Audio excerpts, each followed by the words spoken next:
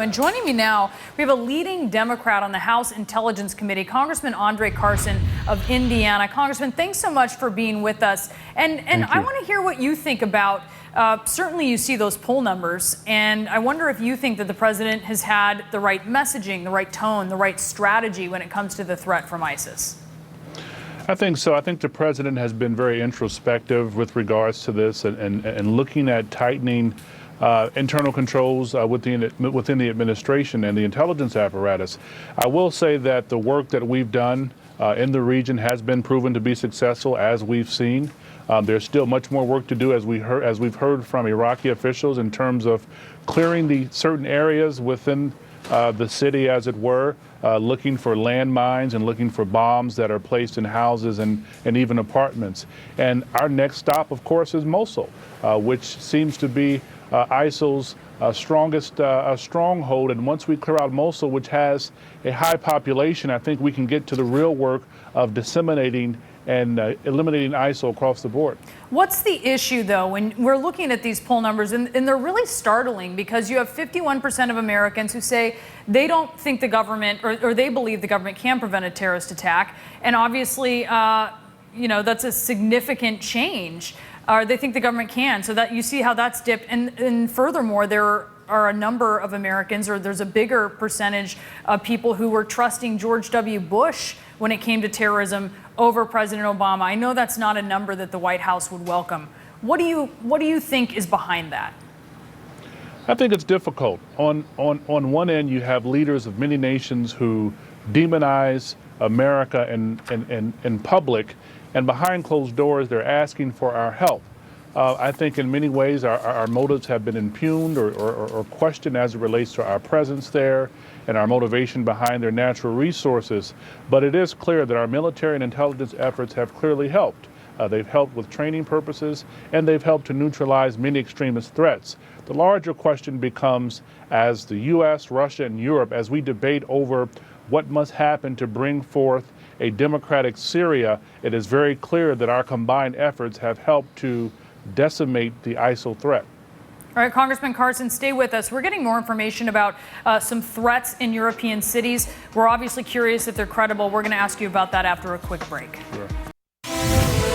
We are back now with House Intelligence Committee member André Carson, and we do have some breaking news. Iraq is claiming that it's freed the city, key city of Ramadi from the grip of ISIS. This is happening as several European cities have been warned about possible terror attacks this week.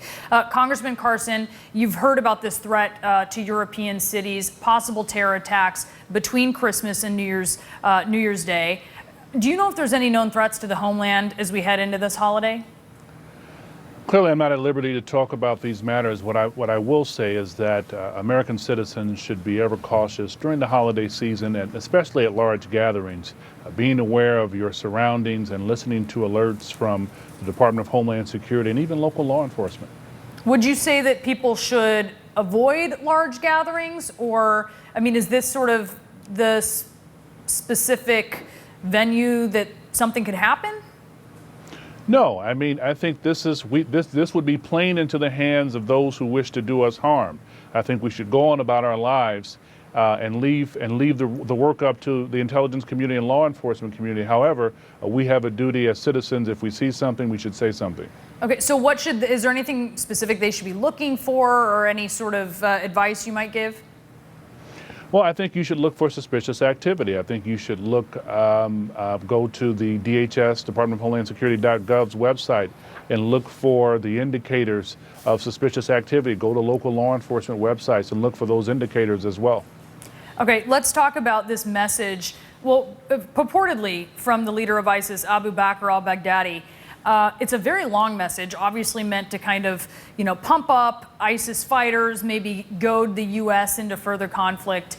Do you have reason to believe that this is the real deal, that this is authentic?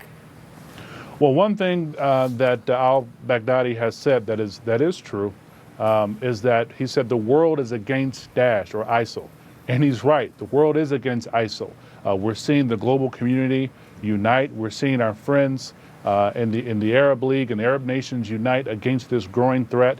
I think it's clear that we're going to lean more and more on our friends in the Arab League and even the Organization of Islamic Conferences, the OIC, to really ultimately eliminate this threat. We're fighting not only an extremist battle, but we're fighting an ideological battle and a philosophical battle that has to be dismantled and disrupted. We're seeing successes, as we've seen today in Ramadi, and our next stop is Mosul.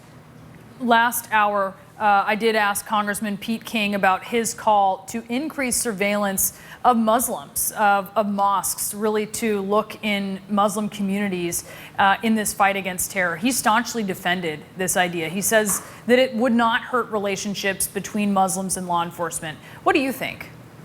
Well, Pete King is my friend, but I absolutely, emphatically disagree with it.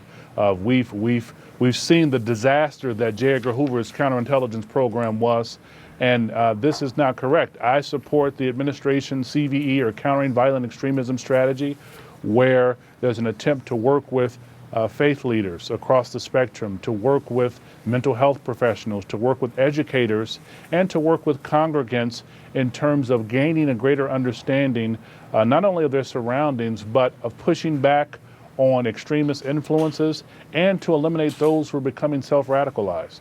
Congressman Carson, thanks so much for taking the time to be with us today, and Happy New Year to you if we don't get to see you too before as well. 2016. Thank you very much.